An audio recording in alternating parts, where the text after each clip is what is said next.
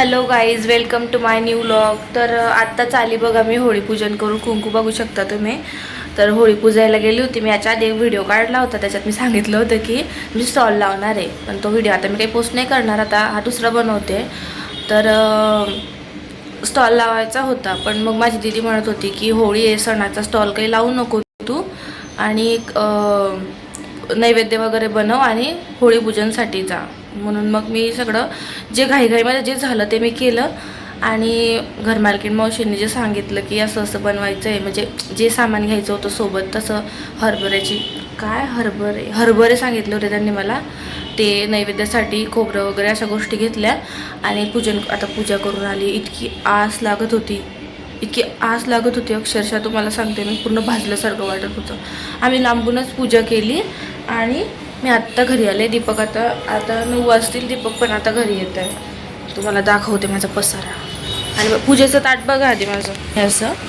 तर माझ्या बॅक कॅमेऱ्याची क्वालिटी थोडी खराब आहे. आता हे त्या मावशींना असं, हे जी गौरी आहे ना, तर गौरी ह्या काय हे माझं ना असं होतंय घाईगडबडमध्ये. समोरची वस्तू मला माहिती आहे की त्याचं नाव काय, तरी असं विसरल्यासारखं होतंय. काय माहिती, मला ना योगाची गरज आहे खरंच. तर हे हरभरे आहेत ना, तर हे त्यांनी सांगितलं खायचं. आता बघू, आता जितकं भाजल्या गेलं तितकं खाणार, बाकीचं माझ्या मैत्रिणीकडे गाईला वगैरे देऊन येणार. आणि हे खोबरं आहे ना, हे खोबरं पण आणलं आहे मी भाजून. मला हे खोबरं खूप आवडतं भाजलेलं, खूप छान लागतं हे, मीच खाणार. आणि मला छाले पण आले ना त्याच्यामुळे. तर थांबा एक मिनिट. पसारा बघा तुम्ही. हा, तुम्ही आवरेल नंतर तुम्हाला दाखवते काय काय काय बनवलं आहे मी. तर मी बनवली इथं भाजी बटाट्याची, याच्यात कोथिंबीर पण नाही टाकली मी घाईघाईमध्ये. आणि हा भात बनवला इथे. आता इथे तळण काढेल, कांदा वगैरे शिजवून ठेवला. यांना बटाट्याची भजी आवडतात, बटाट्याची भजी बनवेल. त्याच्यानंतर कुरडई वगैरे तळेल. माझ्या बहिणीचा कॉल आला होता. ती बोलली होती पुरणपोळी वगैरे कर, पण मग पुरणपोळीचं काही जमलं नाही. ती बोलली खीर नाही तर मग गोड दूध असं काहीतरी बनव. मग मी तसंच बनवलं आहे. आणि तिचा आज आता कॉल येत होता म्हणून माझा व्हिडिओ कट झाला. आता परत स्टार्ट केला मी. आणि दाखवते गोडचं काय बनवलं आहे. तर आता ते फ्रीजमध्ये ठेवलं आहे मी थंड होण्यासाठी. पातेलातच ठेवलं आहे. बाई सांडलं जाईल. गेलं नाही. तर हे बघा असं बनवलं आहे मी पातेलातच. आणि हे दीपकला खूप आवडतं बनवलेलं. त्याच्यात मी काजू बदाम टाकले. आणि माझी केसरची डबी तर सापडलीच नाही, कुठे होती तर. आता हे असं आहे, असा पसारा केला आहे बघा मी सगळा. फक्त सगळं झाकून गेले होते.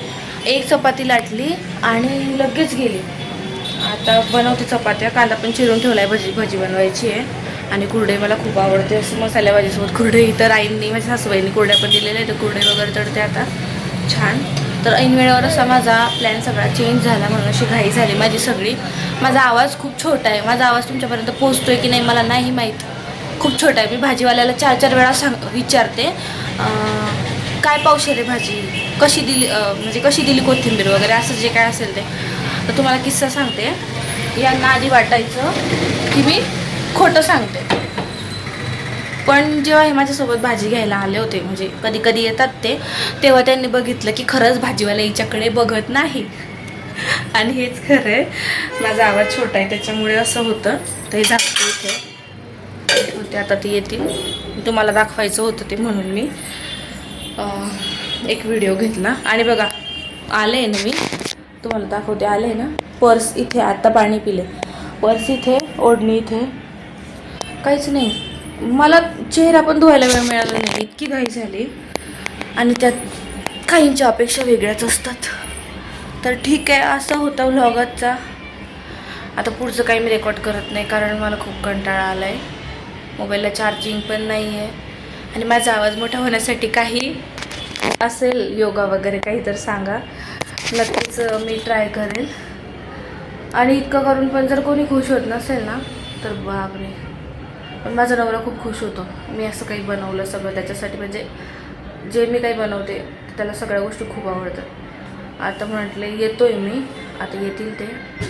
आणि स्वयंपाक पण त्यांना असं आवडतो, म्हणजे बटाट्याची भजी त्यांना फेवरेट आहे. ती बटाट्याची भजी बनवते मी. आता 9 वाजले, जेवायला 9:30 आरामात होतील. 9:30 मला आहे ना थोडं मोठ्याने बोलण्याचा खूप प्रयत्न करावा लागेल.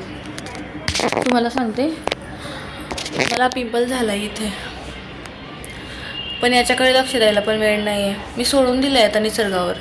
यायचं तर येऊ दे, जायचं तर जाऊ दे.